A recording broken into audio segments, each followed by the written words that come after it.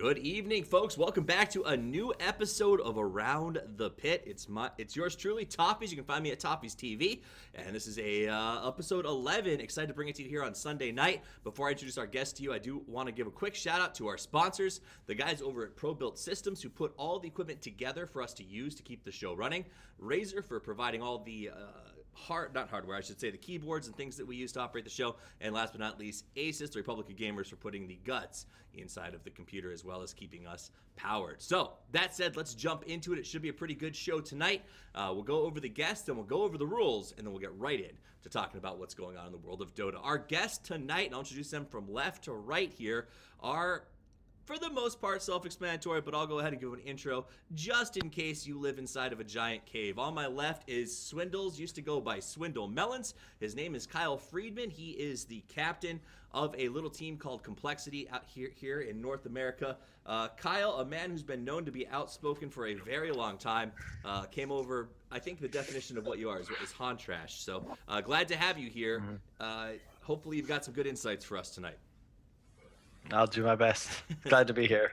It's been a while. It has been a while. I'm glad you're back. Wanted to get you in before you have to depart for parts unknown, probably in about a week if I get my travel dates correctly. Second on the list, right in the middle, holding down the slot. I think it's the second woman we've ever had on the show, so I'm excited about expanding this, crushing barriers. Lurkaderp, the queen of ergonomics. So I don't know if she's going to talk about that tonight. She also does analysts for a little bit of Moonduck Studio stuff. Canada Cup, I believe you were working on that last week, and a lot of stats through a lot of different tournaments. If you've seen stat pop-ups, chances are she was probably involved in it some way. Big Standard Deviant member, Caitlin McGee. Lurkaderp, how are you tonight? Excited to be here. Awesome. I'm gonna ask you to speak up just a little bit for me when we get into the fun part. And last but not least, the man all the way to the right with a very stylish haircut that he may have stolen from Capitalist. I'm still not sure. The manager for EG, the world traveler, and a genius in his own mind, Charlie C. Yang. How are you doing tonight? That's what I like to hear, Charlie. All right, guys. So melancholy. So melancholy. Just, I think he'll be there will be inspired moments, I am sure, and it'll be a lot of fun. Guys, if you haven't seen the show, it's very simple. The rules are, there are no rules except for this. It's a buzzer. If I buzz it, the conversation's over. We move on to the next topic. Each topic has 8 to 11 minutes, give or take, based upon the Roche timer that we love so much. Whoever has the most points at the end of the show, and you can see that on the top left of the screen, gets the Aegis and an automatic invite to return anytime that they choose to do so. So that's basically the rules. There's one more to know about. At any point during the show, someone can ask for a 1-minute soapbox. That's their time, uninterrupted, to talk about anything that they want, and they can gain points during the 1-minute soapbox. We've got at least 4 topics for you. I put together a list of about 9 to 12, and we will go through them and pick the ones that I think are going to be the most fun for the evening and wrap up in a lightning round on the back end. Guys, do you have any questions before we start? Nope. All right, let's jump. Nothing much. Let's jump right into this thing. The audience voted for the first topic. Not my favorite first topic, but we're going to run with it because that's what you guys wanted to hear about, and that is the balance games. They want to know, who do you think is there a best hero right now, or is it fairly balanced in terms of where the patch is? Are we talking about competitive, or are we talking about pub? Either or. Let's start with competitive, but if you've got a comment on somebody in the pubs who's out of control, let me know. I mean, like, the low-hanging fruit here, like, don't give me a fucking point for this. Like, I'm just gonna say it so nobody else can say it. The low-hanging fruit here is obviously Earth Spirit for competitive. That would have been my same point. Yeah, I mean, like, nobody deserves a fucking point for saying that, though. Okay. You really don't. It's so broken. It's Earth so Spirit, unbelievably broken.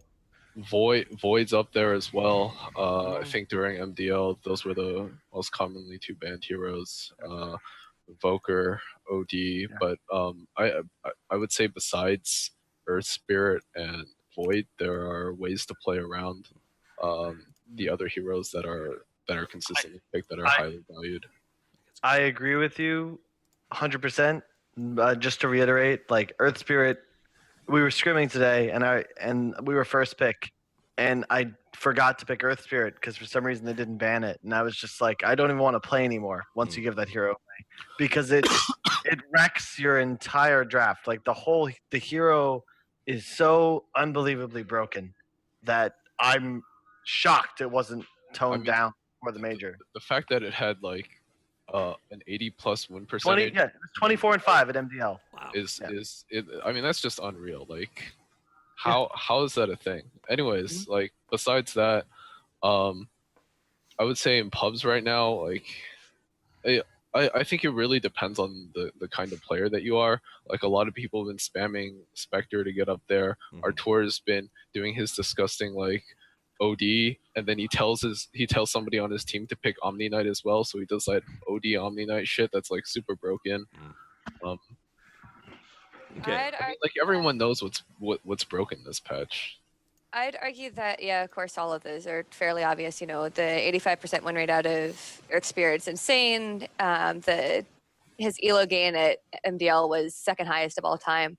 But I'd argue that if Earth Spirit's banned out, Venge is a go-to first pick right now.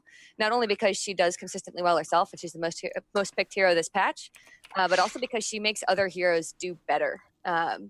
Consistently, just about of like the heroes with over 100 games, she makes a good majority of them do 6 to 8 percentage points better in a match. Does that make her overpowered? No, it makes her versatile. Okay, so she's versatile. Now, Charlie brought something up. Go ahead, Swindles, before we jump to that. No. Just I think one of the big reasons for that is just Batrider's resurgence into the meta. Venge is incredibly good against it. And in addition, people have been playing it as a core, and it works really well with the jungle meta. OG does this weird thing where they'll go Venge core with a Chen, and they'll just aggro like tri-lane sort of. Venge Chen is disgusting. Yeah. And just the comment I'll make just about balance, I agree with Charlie's point. The only hero, like, Lone Druid is the one hero, like, I told my team, and we've beaten it in, like, the qualifiers to, like, get to Shanghai, etc. But after, now we've had, like, a month, and we've seen a lot of these top teams sort of just kind of demonstrate what heroes are really good.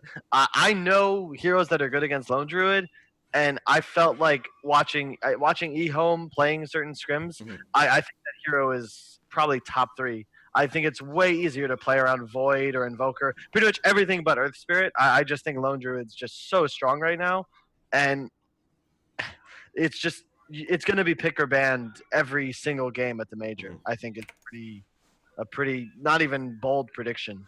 Okay. And I think it's also worth noting that earlier in the pack, there were questions of whether or not is Lone Druid good just because, Alliance is back and because this is their patch and this is their meta.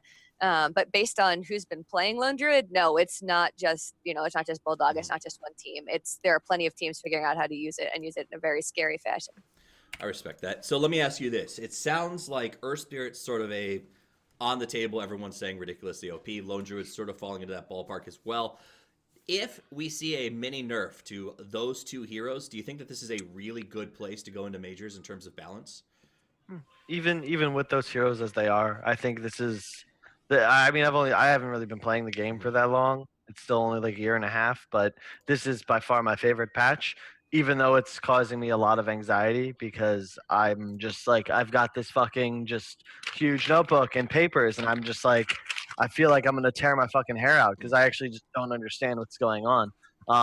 There's like 50 to 90 viable heroes right now.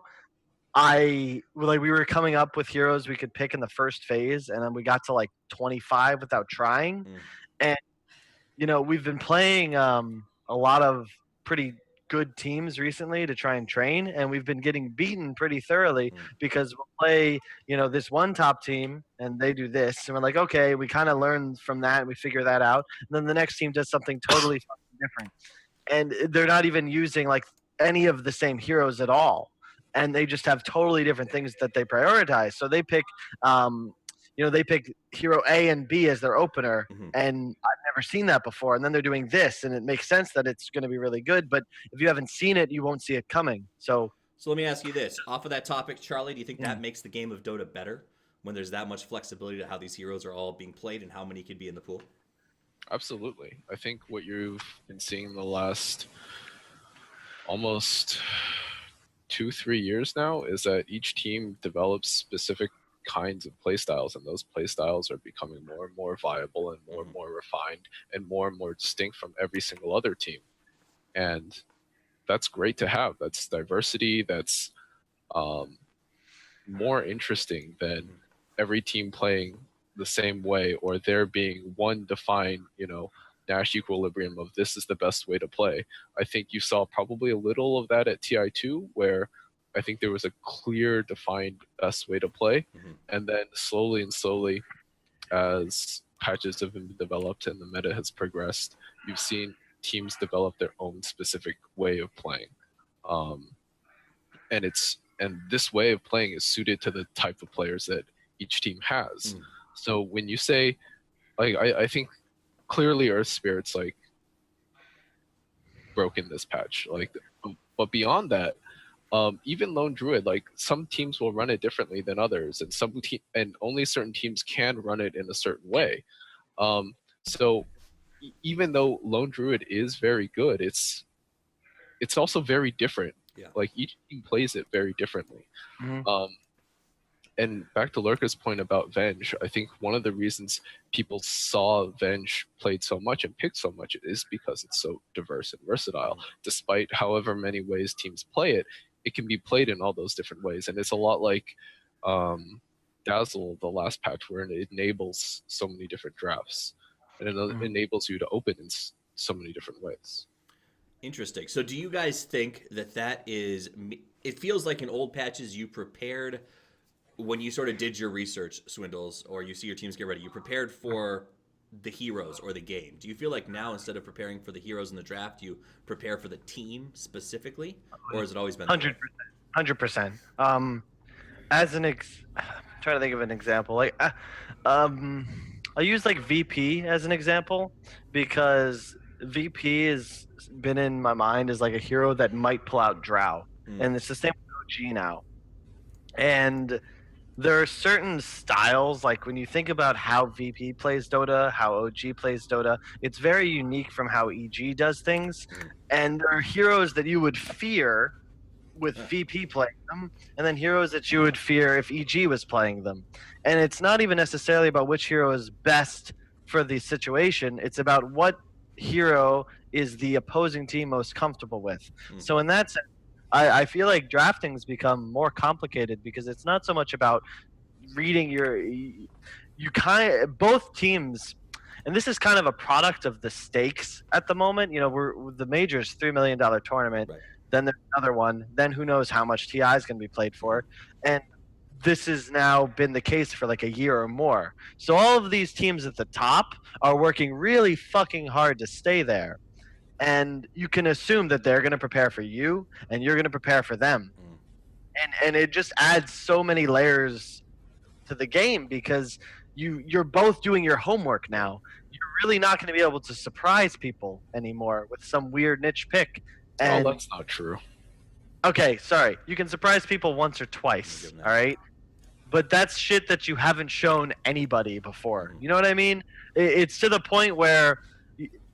I don't know how to explain it. Anything, that's what's so cool, and that's one of the huge differences between Dota and Han, is that in Han, we played like 2 best of 3s every week, okay? There was no room that, you'd scrim maybe twice a week, so you didn't actually need to do anything different. In Dota, there's like hundreds, if not thousands of matches a month, multiple major lands, and then tons of little shifts. And it's really hard to keep track of things. And anything that you do and demonstrate can work, people will steal and edit and then bring to the LAN. That's why I love Valve events so much, because everything's on the table. And as you progress, people will be like, holy shit, did you see that like Drow Invoker bullshit? We should run that. We can play those heroes. So like, we're fucking training Drow Invoker. It's not new shit. It's just OG did it. It was really fucking good. So now we'll get pretty good at it, and maybe we surprise somebody. And there's just, I'm rambling, but I don't know. Dota's really Yeah. right Durka, or Lurkaderp, not Durka Lurp. You've got about 15 to 20 seconds left in the round. Any thoughts on it before we jump to the next one? Yeah, 2 big things. One, what Swindles was talking about with drafting, it's a lot of something that Nahaz has mentioned before. Drafts now are becoming more like poker. It's not just about the cards in your deck or the cards in your opponent's deck, but how they're going to play them. And especially how they're going to play them is now the really big point. And also, Swindles, for all that you're saying that you have no idea what's going on and you're constantly preparing and freaking out at how many heroes you have, you must be doing something right because you've got the eighth highest win rate this patch, the highest Beastmaster win rate. You're in the top 5 for Darkseers. You've got the highest Slardar, and you're tied for third on Void. But we're playing in America. That's all the time that we have there. Nice. you. I'm gonna actually Thank get No one deserves points for that. right. All right, so let's jump to the next topic. You brought it up, and it was sort of a. You said the Valve events are nice, everything on the table. You have time to sort of see things, then make adjustments. So that brings us to formatting. Let's talk about the next topic: formatting error. What this is ESL Manila had a originally set format that a lot of teams agreed to go over and play in. There was some issues raised. I don't know if it was by one team or multiple teams about not loving the format. Manila changed it. Multiple teams. Okay, so they changed the format. They added a double elimination group stage as a result of the concerns. Let me ask you this. Wait, just a quick point Okay. before you ask this question. There were only 2 Western teams invited. In fact, right now there's only 2 Western teams invited, and there was only 1 invited when all these changes happened. So I don't want you to spin this like teams declined until they got what they wanted. Nope. Because Here's my question. Here's my question. No spin here. Clearly, the format was changed at the interaction of the teams, right? Teams voiced concerns. They changed the format. So that means that teams have the power to change tournament formats. Good thing or bad thing? That's our topic. Go. I don't think this is necessarily. I don't think you should address this as teams have the power to change formats, and whether or not that's good or bad. I think this is an issue of how much feedback do you take from the community, from the people involved in your tournament, casters, teams, players, whatever. When you come to organize this thing, and I think taking feedback from a variety of sources is a good thing. It doesn't necessarily have to be from teams. It just happened to be from teams in this case. And framing it as a question of, is it good that teams can do this, like an issue of good or bad, is I think a mischaracterization. Okay. Like I don't think it really matters, like whether it's good or bad. It is what it is, and this is sort of like an economy, right? Teams are voting with their attendance, right? And good formats, good tournaments will get attendance, and that's as simple as it is, really. Okay. Yep. Lurka, you should go first because I'll have a really long point. Yeah, I'm less involved in this side of things. Obviously, most I've got about this is mostly in agreement with Charlie that when you've gotten a certain amount of feedback coming from the community and it benefits all of the teams, or it benefits a lot of the teams, or the viewers, or the general structure of the event in such a way that the community can be more involved, or players can receive a better structure, and I'm all in favor of that. If it's benefiting one specific team, I don't think anybody disagrees that that's clearly not fair, and that's not what we're aiming for. Okay. My point would just be, I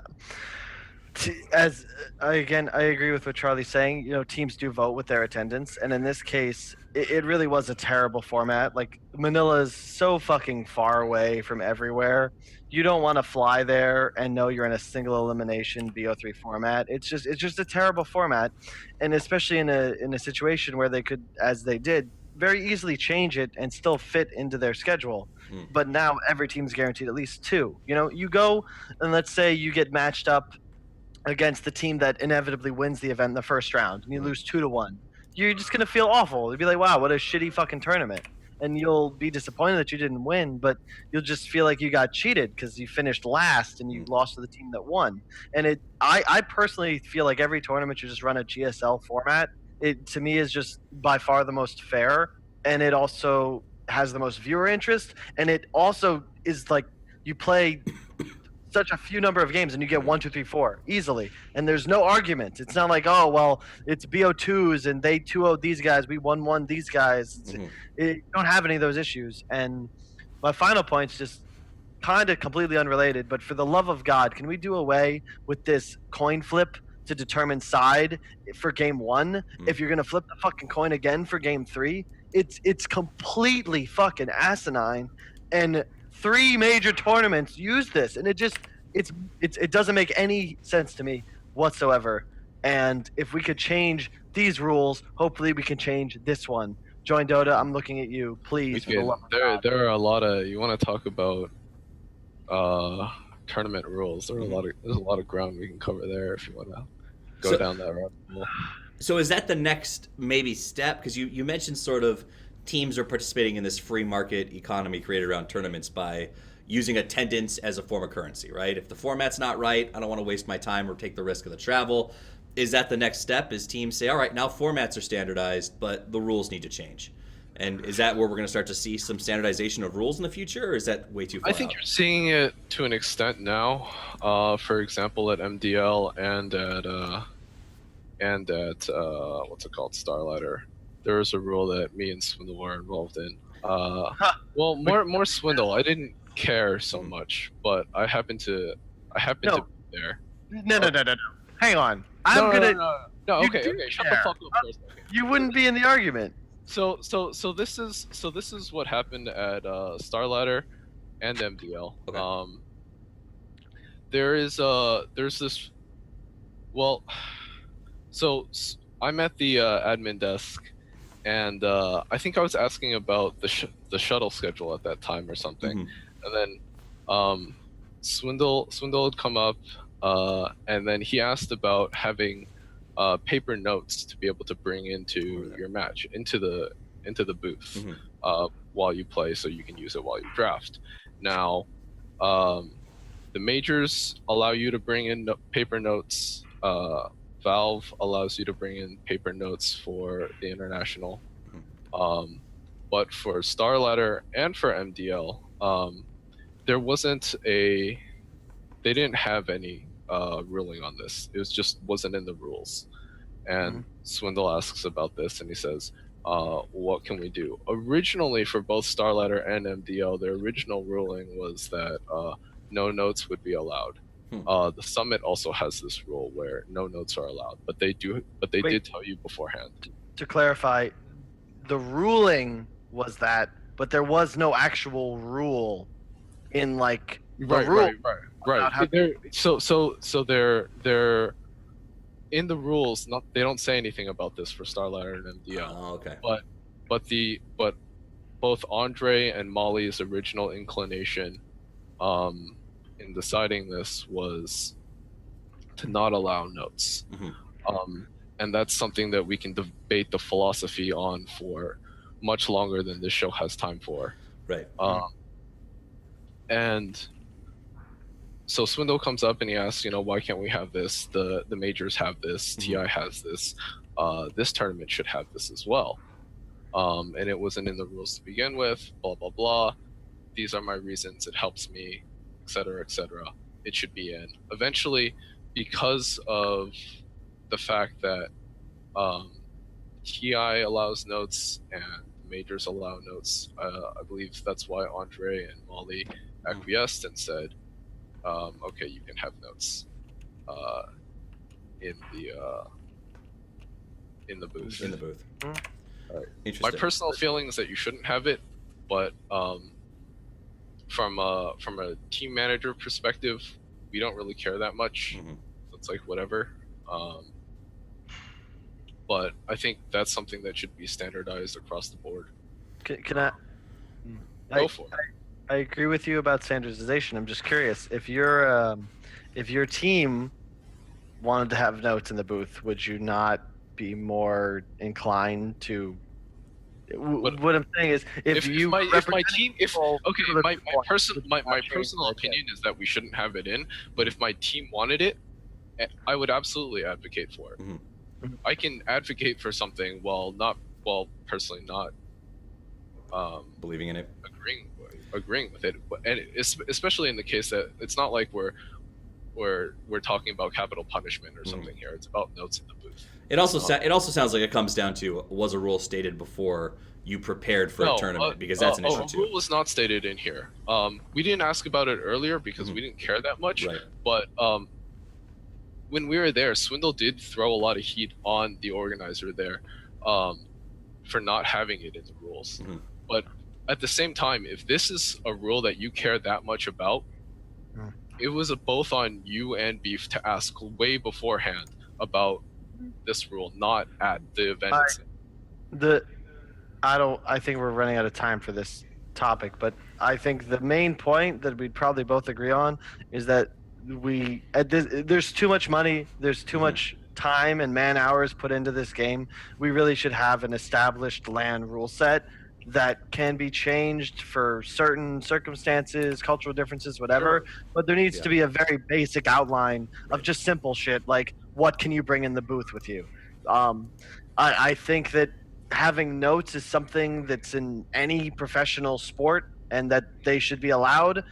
You want to draw the line? Sure. Here's the argument. If you're gonna talk about notes and certain things, argue it on its own merits. Don't compare us to professional sports. We're not professional sports. We're something else entirely different. Totally Don't appeal to just because it's done in the NBA or in the NFL or whatever that it should be done here. These are completely different things. Done throughout life. That's all the time we've got for topic. I get where you guys are going with this. It sounds like an interesting discussion to be had, maybe over a longer period of time, because it sounds like it's pretty unique. So let's move on to the next topic. Here's one that I found interesting. This is the power of friendship, and what this is in reference to is there was an article published by Johan Järvinen, some of you have probably heard of him, about CDEC specifically. And we're not going to talk about CDEC, but I want to bring up what he said. In it, he stated that CDEC is a team said to be built on friendship, but those friendships are going to be strained when players realize they are being held back by their friends. CDEC's performance aside, this isn't an issue that we hear about in, as Charlie brought up, traditional sports. Is it a fact of Dota life that you sort of need those friends to get started and get ahead, and then at some point you have to leave them behind? Or can you be a top-tier pro team and still rely on friendships to get you through it? I mean, it's both. It really depends on the team. Everyone's different here. Every team dynamic is different. Whether or not that's the case with CDEC, honestly, who the fuck knows? What does Sun Tzu know? Fair. Is he in the booth with them? Is he in their practice room with them? All of this is fucking speculation. I don't fucking know. My Chinese isn't that good. Like I talk to them like occasionally, but it's like, who the fuck knows, really? Okay. Like all of that is speculation, and every team is so different. You can argue, like on some case, Alliance is a top team right now, built on friendship. I mean, it's super different. Like EG last year, it was probably less so. Okay. So, but is that something that you think we will see less and less of? The fact that it's hard to play with friends with the way that the game is changing. I mean, my point is that it can and it can't. It depends. Yeah. Here, well, Lurka, once again, you should go first. I mean, honestly, I recognize that I'm speaking from a very different perspective than either of you are. But I know, especially when it comes to getting into things on an amateur level, you absolutely need friends to start playing the game with, or else you're never going to stick with it. First game I ever played, I played as Venge. I died 17 times. I got carried by a techies, and I didn't touch the game again for 3 months because I was traumatized. And then I found a group of friends to play with, and it got marginally better. And yeah, it's Dota. It still occasionally sucks. But having a group to play with makes all that difference. And the research bears that out. That, 72%, according to a Pew Research study, 72% of teenagers play games to some extent, either on console or on PC. 16% of them play with people in the same rooms, people they consider their friends. 34% of them play every day online with people they consider their friends. So yeah, obviously it's a major factor in whether or not somebody sticks with a game. When you talk about getting to a higher level, the extent to which you communicate effectively is obviously one of the biggest factors in your ability to compete effectively. So does friendship play into your ability to communicate effectively? Of course it does. A lot of friends tend to have similar communication styles. And Dota at a professional level is still going to be a team game. But does that mean that you have to be best friends with everybody on your team in order to succeed? No. And does that mean that you can't play well together if you aren't all close friends? Absolutely not. But is friendship an important chemistry, an important part of a team dynamic and an important role in success? Absolutely. Fair enough. Swindles, what do you got? Well, first I'd just say that winning makes friendship much easier, and that no team has the ability to lose and like painfully lose for long periods of time without some sort of change. It's just sort of the natural order of things. I think in the past, and even now, Dota and really just all MOBAs, all of these team esports were had a lot more to do with friendship. Mhm. And I think that as more money and influence finds its way into the scene, will be much more like the LCS or League, where you just try and build the best team you got and see what happens. I But think it's almost already like that. I think yeah, it people are it kind of gonna- is. I mean, people just make decisions for the best result. You want to make the best team possible, Mhm. and when people get kicked, I think, like even now that you're seeing that people understand that. Like, to bring up a sort of topic like Mhm. Curtis, it Right. was not done in the greatest way, but over like he's even said that he understands why it happened. Um, and I think we're building that culture where this is becoming more professional. Yeah. More business, And- more and- about money, and I mean it is what it is. It's people are developing the ability to separate business decisions from personal Yeah. ones. And to add to that, it's a lot because the scene has matured solely because time has passed and the same fucking players are still here. And suddenly you don't have these 19-year-olds, with the exception of Arteezy and Sumel, you don't have these like little kids making decisions anymore. Now suddenly the average age of a Dota team is I think like 22 or 23. Right. Each might be like the youngest team ever if it weren't fucking for old man fear in universe. Like it's a much older sport now, and you don't. It's not like your fucking leader is 19 anymore, and there's so much more money on the line, and it's just not a joke. Back in the day, it wasn't a big deal. So you went to the LAN, you finished third instead of first. So you won like $4,000 instead of 8. Like who gives a fuck? It's not a big deal. But now it's sponsorship dollars and deals and ad revenue and major tournament victories, which means you get invites now, and then you're like a celebrity. Like it's just a way grander scale. So there's more at stake, and people approach things differently. For some people, they want to live at home with their mom and play with their friends. By all means, go for it. And other people prefer to like build the best damn team they can, even if maybe they don't really like someone on their squad. So let me ask you this, Swindles. You play with a family member, right? Yes. Is there does it exist the possibility that you could look at each other across the room and say you're not doing well enough, you're not training hard enough, you're gone. We need somebody new for Seattle next year. Okay, well that's kind of like a unique situation. Partly because one, our family's so invested at this point that neither one of us could ever leave, and two, people always think Zach's better than I am, and I'm trying really hard to prove him wrong. But I'm not gonna leave him, and I have to do like I don't even want to bring this point up. But there's like a whole back end to teams like. Right.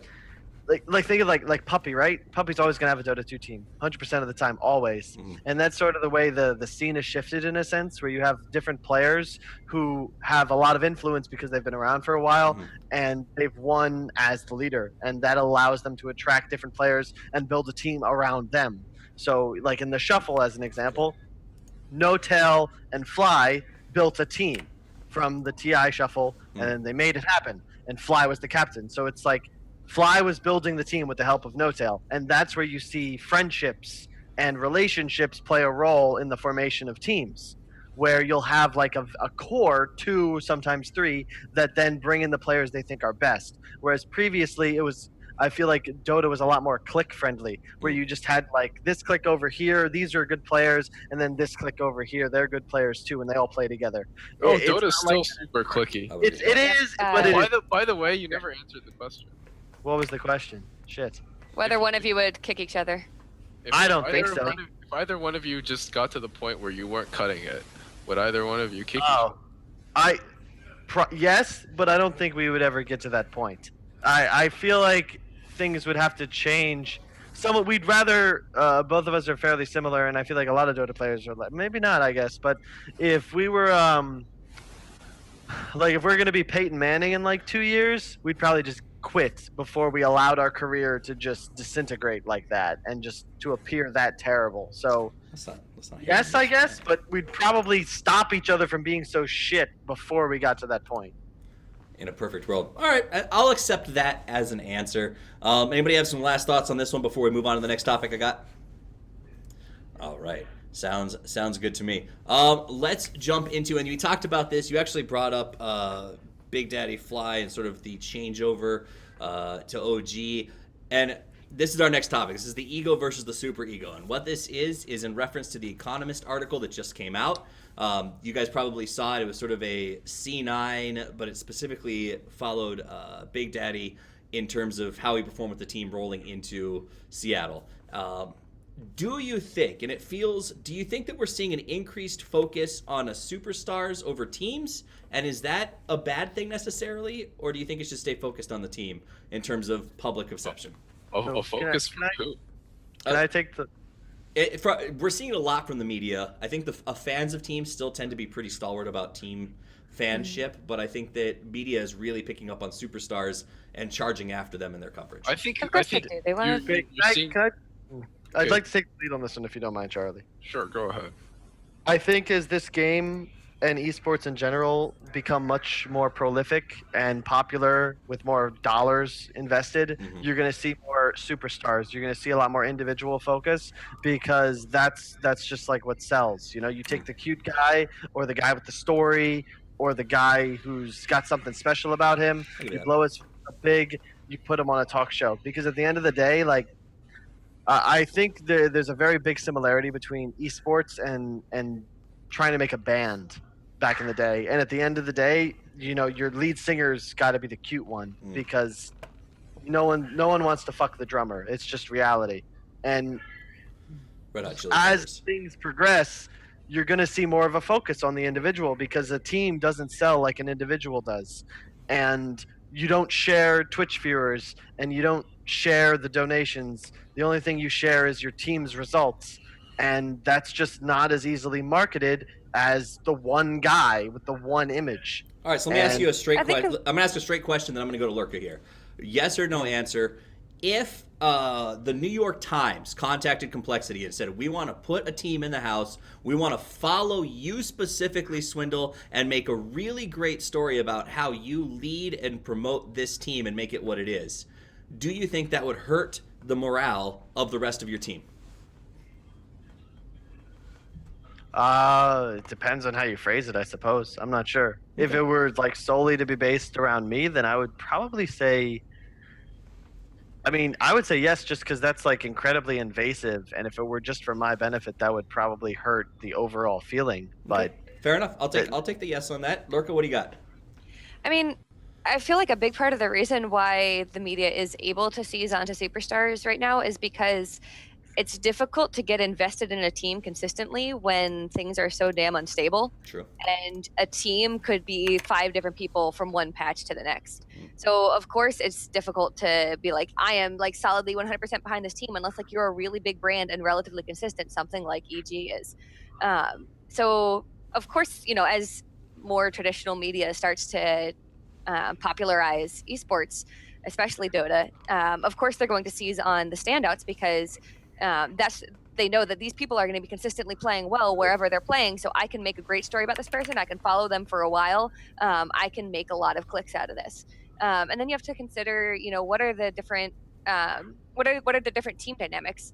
You know, consider a team's play style, both in the game and out of the game. It might make more sense to have a one lead, you know, 4 protect 1 almost as your team, like, player setup in addition to how you actually play in the game, or it might make more sense to have a multi-core lineup and players who get equal distribution and all of them get the focus in some different form. It's kind of like, I don't know, it's like Brazil versus Germany in 2014. Brazil had, you know, all these crazy standout players, you know, 1 or 2 superstars, but Germany had a team of solid, good skill level people who all played together well. Good skill level.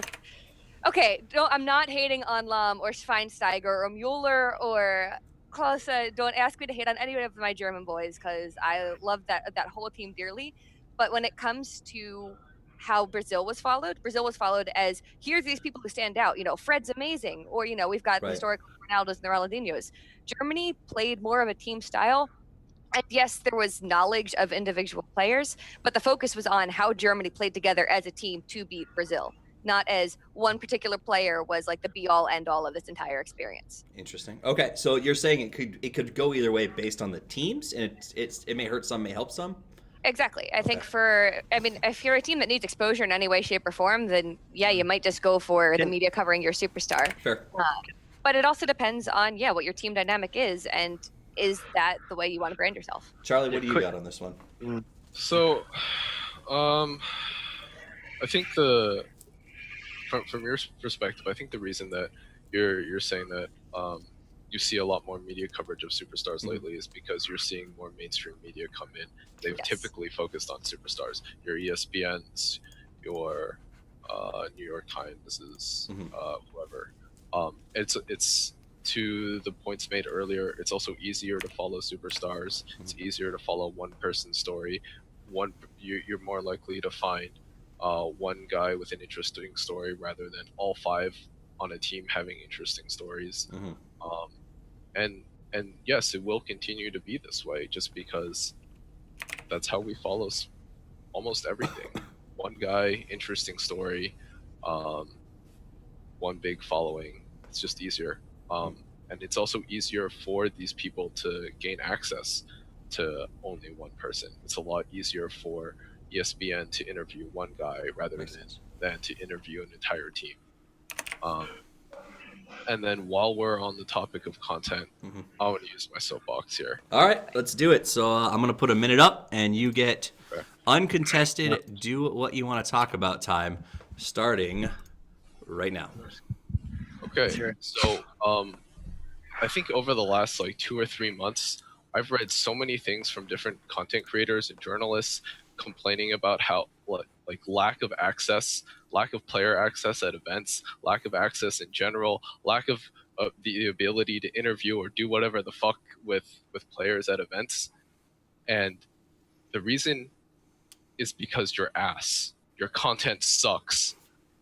Your interviews suck. Your questions suck. Your relationships with these players suck, especially if you ask an event that's stressful and long, and I don't really give a shit about the 5th interview on Gosu Gamers or even the score or even the fucking Daily Dot. I don't give a shit, especially at an event. Your content is dick. And if it was more interesting, I would be more willing to give you an interview. But it's dick. I don't care. Nobody else cares. The value that anybody gets out of this content is dick. You're literally putting this stuff out to pretty much the same audience, the same demographic that already knows about these players and have already read these questions a million of fucking times. Nobody gives a shit anymore. So, unless you have an audience that's bigger than, the players already, I don't really care. And your content isn't worth doing. And the way you distinguish yourself is by making good content. Ask better fucking questions.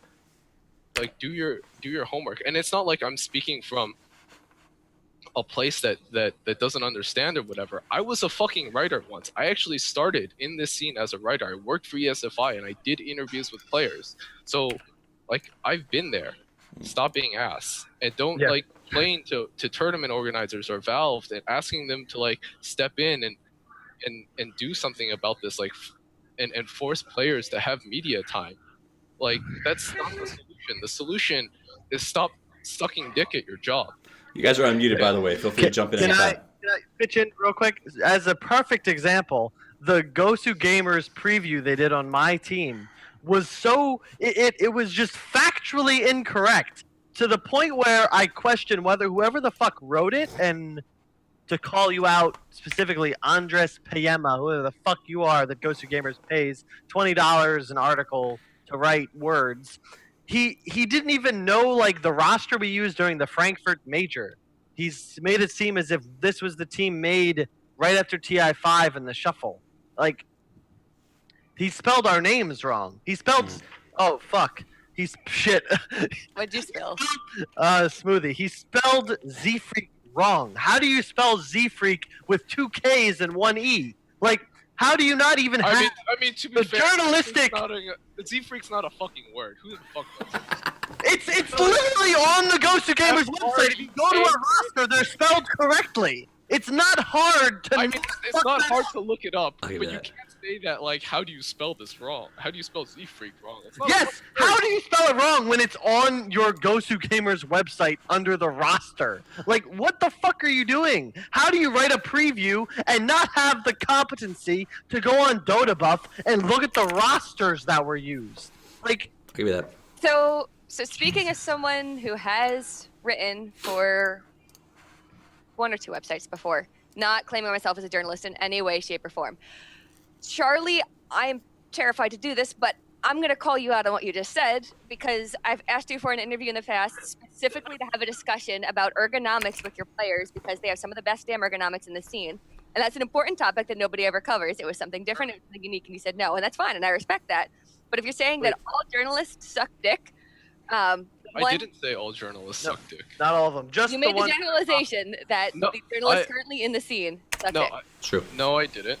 Yes, you I said many. And just recently, I gave in. I set Universe up with an interview with Andra, Mhm. the who does the Dota Blast interviews, Mhm. Mhm. and I did it specifically because she does good content and I like her stuff. She did a lot of research. Yeah. She asked me at Starladder at the time, and it was an event. We honestly didn't have time. It was like super inconvenient for us to do it, but I promised her that once we got back, I'd set her up with one. So it's not like teams are out to get content creators or whatever. If you do good stuff, you'll get your time with these players.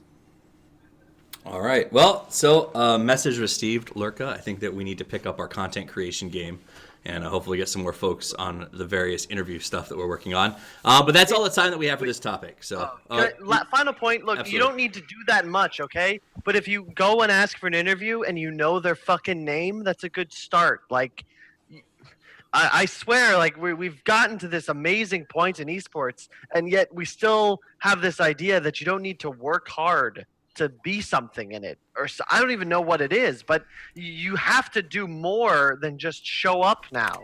Like, know my name, know the scene. Like, it doesn't require much, but if you're gonna write about Dota, you should know No, it Dota. requires a lot. it does. Well, I like the level. I would say that the level of level of work to competence. go from where most content is now to what would be acceptable is a lot.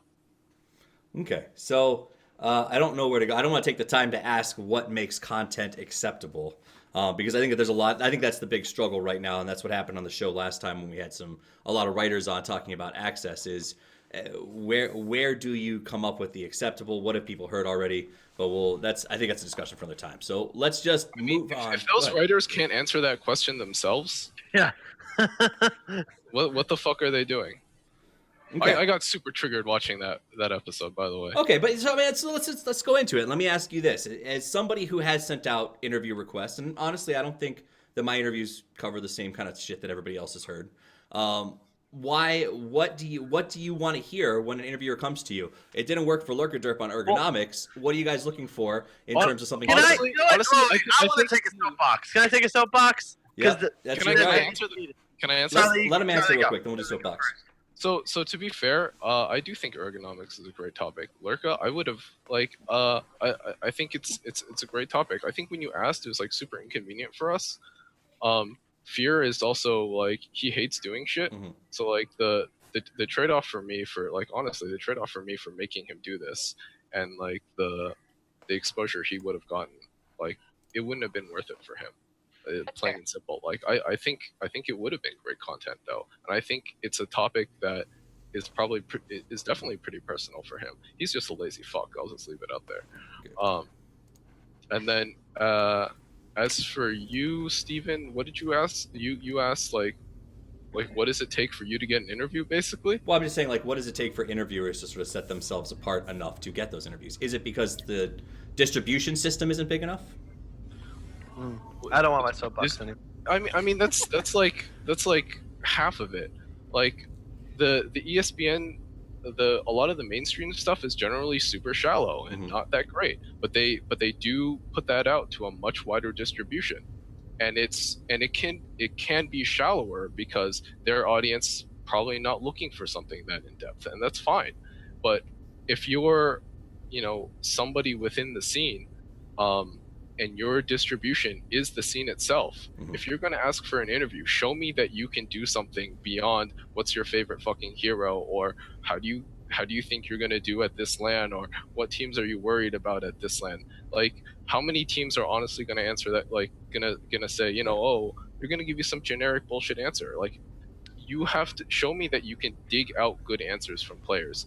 And to do that, you have to show depth and understanding of the scene, depth and understanding of these people. Ask them something pointed and good, and they'll give you something pointed and good. If you ask them something like general and bullshit, that's what you're going to get back. Mm-hmm. Like, people complain about players not being like willing to do things or willing to offer up anything. Like, that's on you. That's on the content creator. Like, figure out how to get these out of these players. They're not these players are people just like anybody else, and they have ways you can test things out just like anybody else. Okay, I will give you that 100%. Go ahead, Swindle. The point I was gonna make is just the problem is that right now what sells is clickbait. Like, if you look at what's popular is like the interview with Owie after he got kicked from EG. That's what people give a fuck about. Who's getting kicked? Who's being added? Who got in a fight? Like, when I gave some interview, like, I took an interview.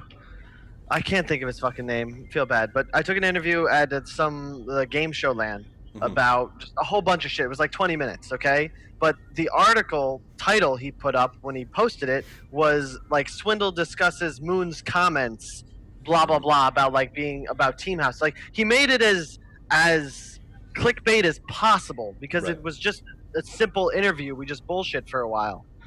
That's like the problem is that no one. That's what actually like gets clicks. Right. You know what I mean? It's just dumb drama and stupid comments and Miracle dancing in an elevator. No one actually gives a fuck about this show, as an example, even though you have some of the best content made by Dota players and personalities for Dota. But no one cares because it's just real discussion about topics that you don't really care about because you're a casual fan and you just want to know how big Dendy's dick is and whether or not he's going to be playing mid anymore and whether Navi's going to be shit or good. Like, no one cares about who's good. Navi vs Alliance comes on, 50,000 viewers. Honestly, I think that's probably maybe a little bit unnecessary of exaggeration. I mean, I think, yeah, casual fans, they don't care that much, Right. but I think there is a significant population that does care about good content and better content and really in-depth stuff. I think if somebody Define significant. like something that would get you a lot more traffic than the usual clickbait stuff. I think if somebody went out there and put out a really good in-depth piece with a player or a team or whatever, it would get to the top of Reddit. It would get a lot of views, and I think there would be a lot of traffic around something like that. But it would have to be good, and that's the issue, is that.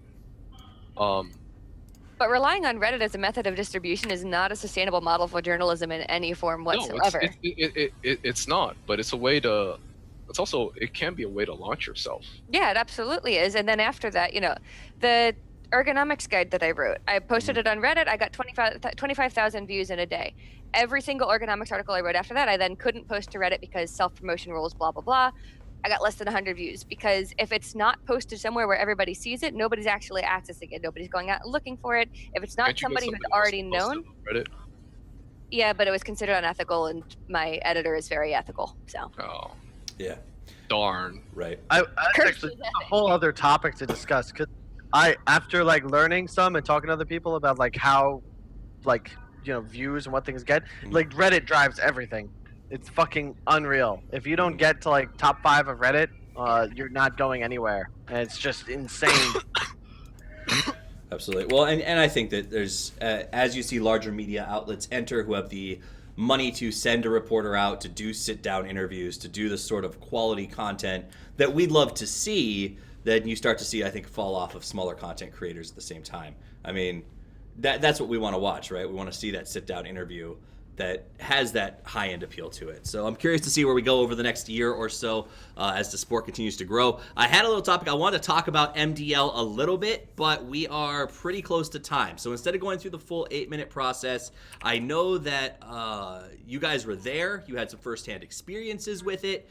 Can you, and I know, Lurka, I know that you watched a ton of it and got to really spend a lot of time invested in it with study. So what did you guys think of MDL? Good, bad, ugly? Thoughts on it before we close out for the night?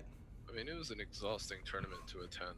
Mm-hmm. Exhausting, like, it was pretty disorganized in terms of scheduling, in terms of who was in charge of what, in terms of food, like, everything, rules, everything. I mean, and it's unfortunate because I know all of those people really tried very hard. They were very invested in it. I think to see it not go well was very disappointing for them. But you know, you don't get any awards for effort here. Right. Not from Charlie, anyway. No, I mean, it was like, I mean, you might get my sympathy, but you won't get any awards. It was an exhausting tournament. You made, oh geez, okay. Do you want to comment first, Lurka? Because there are some things. I'm Charlie. I'm glad to hear you say that it was chaotic on the ground because it felt chaotic in terms of coverage as well. Right.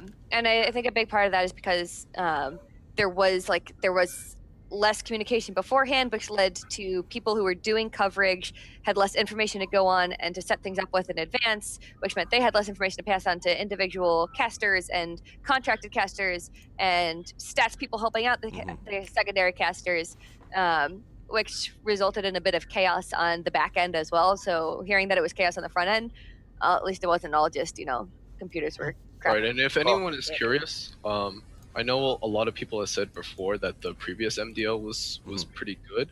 Our tour, a bunch of the secret players that attended said that the last MDL was pretty good, which is a pretty big reason we decided to attend this one. But apparently, a lot of the people that worked on the last MDL did not work on this one. And this one was a lot of new people, a lot of inexperienced people. And for the love of God, if you have the means for every single tournament out there, especially Chinese ones, because I know you fucking have the means, start your tournament a day early with your staff and just do a run through. Make two teams of 5, pretend to be the whiniest fucking players ever, and play through a day and see what happens. I like it.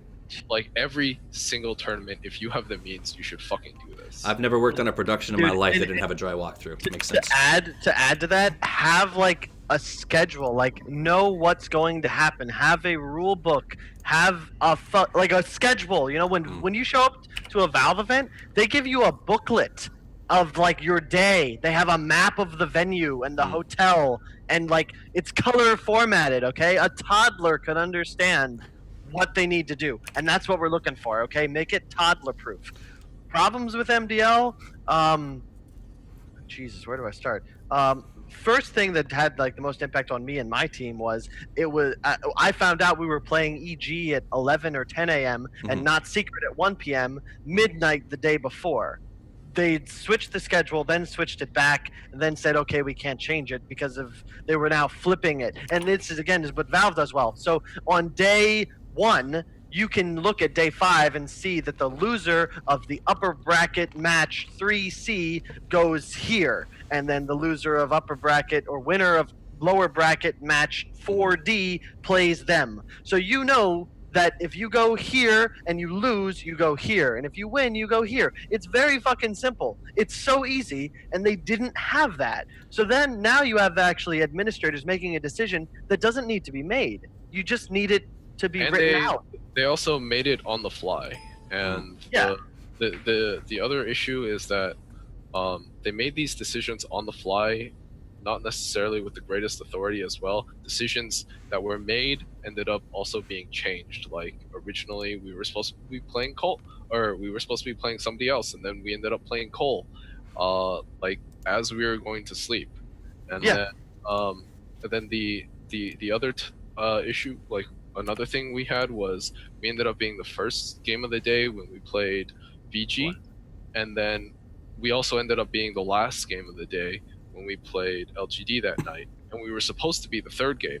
They gave us the schedule, and it said that, and then later they actually they put a new schedule on the wall, and it's the same as the one they gave us, except they took a pen and they crossed out that we were playing at this time slot, and then they moved us to another time slot. Wow.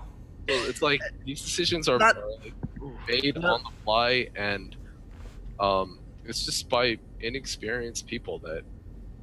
Not to mention another issue, which I know Charlie had to deal with because I spoke with Phil about their solution, was that in the practice room, which love MDL, they gave us practice rooms, thank God. Now, if they had allowed us air conditioning in these practice rooms so they didn't get to like 90 Fahrenheit, that would have been great. But, so practice room, you play there, you play all your group stage matches. Oh, now you're going to play on stage. Complexity, we didn't get a match on stage because, you know, fuck these guys, right? You go to the fucking real computers and suddenly, instead of sitting like this, nice and happy at your desk, you're sitting like this. Because for some unknown fucking reason, the desks are now 9 inches higher. And what EG's solution was, which we copied, was to get little pillows that would normally be like right here, and literally rope them to the armrests so that your arms could be at like a legitimate distance. And I honestly didn't give a fuck about ergonomics. I'm one of those guys that's just like, look, does your mouse work? Does your keyboard work? You got a fucking chair. Who cares how many hertz your monitor is? Just play the game. But then you make us play and practice and play the tournament in a certain setting and then totally fucking throw it out the window. And suddenly you go from having your own desk to now you literally have like your 3 to 4 feet because every like tournament's like practice setup and like on stage setup is a little different, to be fair, but this one was so vastly different. Like when Swindle lowered his chair, that's not an exaggeration. Really? There's like the distance between the armrest and the desk was actually like at least half a foot. Wow. So Jesus. and then when you're sitting trying to play, your arms are like this. You're like a fucking T-Rex trying to play Dota, and This is making me cringe.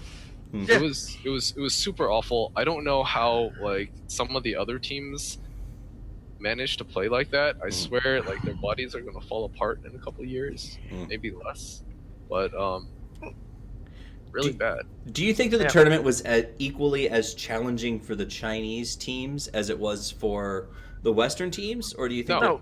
Okay. No, they absolutely spoke not. Chinese. It was a huge advantage in that instance. Well, for one, I think the Chinese teams are generally much more used to things like that. Their tournaments have always sort of been kind of terrible, so they're used to it. I think their culture is less complainy. I mean, we're definitely much more bitchy, and like one of the issues was at the event the food was fucking awful, but they're more used to it. It was better for them. They can also like it's also easier for them to get outside food and stuff like that. Right. But no, so it's definitely easier for the Chinese. The main issue is you're in Wuxi, not like Shanghai, which is where the major is. So it was like a very small city for China where you don't really have the Western influence or travelers. So no one speaks English at all, which our manager, Beef, if you're watching, like really has to learn Mandarin because all the other managers knew Mandarin. And we just were like, what the fuck, man? Like, what's going on? And I was taking classes. yeah. Okay. My final point on this would just be, I feel like one of the main issues with MDL was there was no real like established chain of command. And I don't want to really discuss the things that happened with those who were supposed to be in charge, but I think at a point like the managers were making the decisions. Am I correct on that, Charlie? Like they literally got together and ran the tournament. Yes, we did. Because it, and that goes back to like the whole point on journalism. Like we're not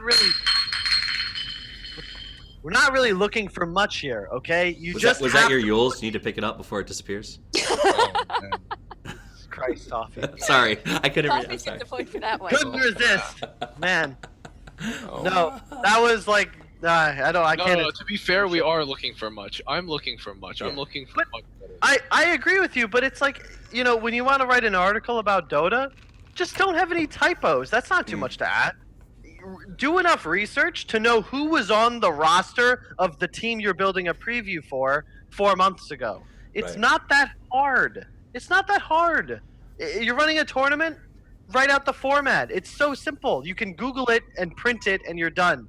One match, upper bracket, 1A, 1B, 1C, 1D. Like the end. It's not hard. All right, that's pretty much that's all the time that we have. I do want to get a quick lightning round where everybody just sort of gets a minute or a little while to sort of give me their opinion on a topic. And this is the topic we're going to do a lightning round on tonight, and that is Shanghai Majors. I don't want to ask the normal question of who do you think is going to win, who's going to lose, because A, that's dumb, and B, you're both involved with teams, so I can guess the answers ahead of time. What I do want to know is, winning and losing aside, what are you most excited about and most terrified about when you start to get ready for this Shanghai Major? Swindles, we're going to start with you. Jesus. I mean, terrified of losing. Excited for being a real team again. And like, Valve events have this special magic where you're actually against players that give a fuck, and everyone there is there to win. And it's like, it's real Dota, you know, there's no excuses. Like, you show up, this is the tournament of the patch. You throw everything you've got at it and see who comes out a winner. It's way more fucking fun than any other events because it's real, it's serious. If you beat somebody, you beat them. There's no excuses. The end. Like, you were better. I think you're being super optimistic and thinking this is going to be anything like a Valve event, buddy. That's a good one. Okay, look. The prestige is there, though. Okay, like every team there, you don't understand, Charlie, because you and your team haven't had to fight for a fucking qualifier spot in like 3 years. I understand. I was in the fucking. Oh, really? depths. You know where I started? Yeah. I started on fucking Dignitas. Those are some dark I ass. started in fucking Han, Charlie. I know that because I met you managing Dignitas I remember. at Homeland for DreamHack. So don't talk about back in Dota 1. We all started in the fucking dark ass days, dude. Don't tell me like I don't understand. We get it. You started from the bottom, now you're here, Anyway, and that's exciting. That was your full minute. Lurkaderp, what? I'm taking 20 seconds of Charlie. That's fine. I mean, you never used your soapbox, FYI, but Lurkaderp, you're up. As far as Shanghai, I'm just praying that we don't have anything like WCA where managers have to argue for an hour and a half to get players chairs that aren't fold-out chairs. I'm hoping that with Valve input, it's going to be better organization in terms of what's available to casters, what's available for coverage, and what's available for viewership. I'm cautiously optimistic, but at the same time, I can't really speak with any authority to any of this because we all know I haven't been to a LAN yet, and my thing is ergonomics, which after Swindles takes his soapbox, I'm totally taking mine. Okay, I'll make sure I leave time for that. Charlie, terrified, excited about. What are you looking at? I'm mostly terrified. So for people that don't know that much, Valve doesn't have that much of a hand in their in the running of these majors. I think they're mostly there in almost an advisory capacity, and I think that's even more so in China because in China, in order to do anything, run anything, you have to be a Chinese company. You have to be a Chinese company. Valve is not one, so they have to have perfect world for this. And I think they were probably left with not that many options because little known secret is that I also heard that Perfect World was close to losing the ability to distribute Dota in China. I don't have a lot of confidence in this. But from what I've heard about from a lot of people about their issues in terms of like what they're going to be doing at this LAN, their rates, they so far have been super cheap, not very prompt in their communication. A lot of the talent still doesn't know what the fuck they're doing. So this seems like, you know, par for the course. It's gonna be a shit show. Chinese event, yeah. I mean, like in their communications with me, they've been better about in their language, in their promptness. They were like super. I would say almost even unnecessarily rushed in getting a visa. I think that was more fear on their part, and really I think this is the mentality with a lot of these Chinese events, is that what motivates them isn't necessarily a desire to succeed, but a fear to fuck up. And so they don't think about a lot of these things that is going to make them great, they think about the bare necessities. Makes sense. That's our minute. That's actually a really good point. And I'm glad that you brought up the Terrified, because that's what I was trying to figure out is this a situation where we're genuinely terrified to see what happens, because it's not run by Valve. It's run by an independent group that Valve selected. You guys, Lurka, you said you want to use your soapbox. Now's the time to do it. Are you ready? Yep. All right, go. Yeah, Swindles, I'm calling you out on the fact that you don't give a shit about ergonomics. It's goddamn important, as Charlie already knows from Fear's experience, and possibly now from Sumail learning from Fear as well. There's some fairly basic things you can do to make sure that your shit is not going to get royally fucked up by playing games for 10 hours a day. The most basic one being make sure that your armrests are at the same level as your keyboard. Keep your wrists relatively straight. Have a backrest. Have armrests that are like changeable in height. Be able to change your monitor height, and I hear that is a major issue at LANs. I don't know, but it's really simple shit. It doesn't take that much to do, and it means that you don't end up with repetitive stress injuries, at least not to the extent that you would otherwise. Stretching in between games, it takes like 30 seconds, literally. Standing up in between games also takes 30 seconds, literally. Makes a massive difference. Icing preventatively, when in doubt, seriously, the like stupid rice thing they taught you in elementary school, rest, ice, compression, elevation, it actually works. There's a reason we recommend it as medical professionals. Really? Yes. Because I thought that the rice thing was that you literally like pulled rice. Did you ever do that? That's like the best way to stretch. Right. Get off my soapbox. Yeah, no, you lost a point. Literally, it's a great exercise. You literally reach into a bag of rice, take a fistful of it, and pull it forwards. All right, Lurka, we did run the full minute before he jumped in. Fine. Do you have any, guys? That's the time that we have for the show today. Yes, Swindle. Can I get a 20-second soapbox? Yeah, I mean, you didn't use your soapbox. You can have a minute if you want it. There aren't that many viewers, but it's still important. I think all of you guys should do yourselves a favor. Do a quick Google search for Bernie Sanders. Especially if you're in the states of Nevada, South Carolina, or pretty much anywhere that isn't. Just fuck off, Charlie. Please, please. I'm not going to tell you who to vote for. Just do some research. I love the guy. He's been preaching the same bullshit for like the past 40 fucking years. Just. I don't want to get into the reasons why. You can talk about it on my stream, but I'm feeling the burn, baby. So I hope you guys do too. It's contagious.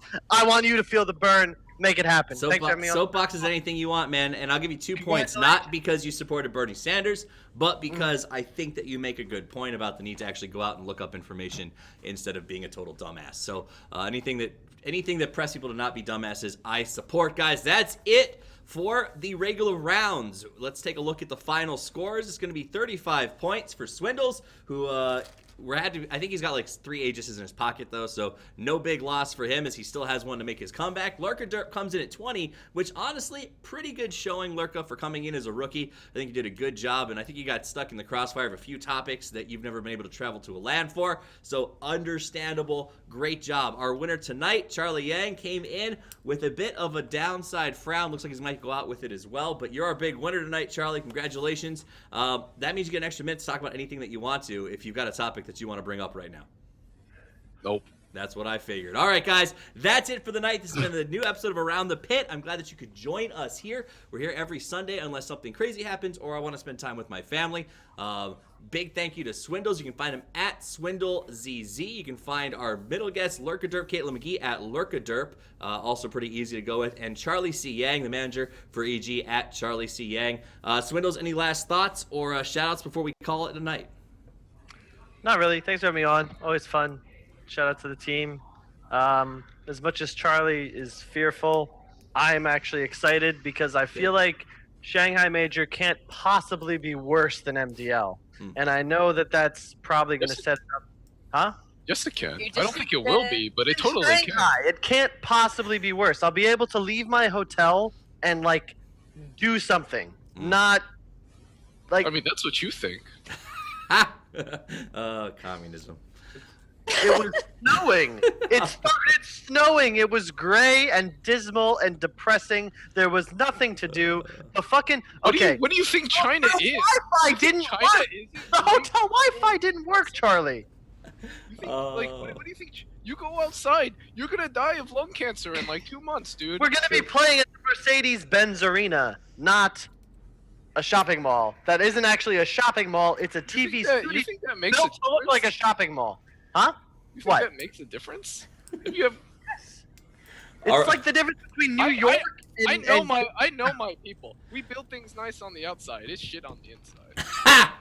Look, dude, if the hotel has Wi-Fi, I will consider it a victory. Lurkaderp, okay? I appreciate you being on the show. Do you have any last thoughts or shout-outs before we call it? If people ever want ergonomic consultations, I'm around. I also have stretching guides and plenty of shit like that. Feel free to contact me at Lurkaderp on Twitter or asklurkaderp@gmail.com. I'm always happy to help out with that kind of thing. I'm going to jump in here and say, guys, as somebody who's an older person in Dota, and as we see Dota continue to age, and more players coming forward with ergonomic issues or injuries from playing, it is a real thing. It's something that you need to look into. Even even if you just play casually, I've been having to wear wrist braces lately because I'm 32 and I've played incorrectly for much of my life. So look into it. Check out her articles. They're definitely incredibly helpful. Charlie, you're not last, but certainly not least. Any last shout-outs or thoughts before we call it? JK guys, I love China. Shout out to the motherland. I love China. I love the people. I love it. All right, those are your shout-outs, guys. Thanks for joining us tonight. Have a wonderful evening. Play more Dota, and as always, Toffee's out.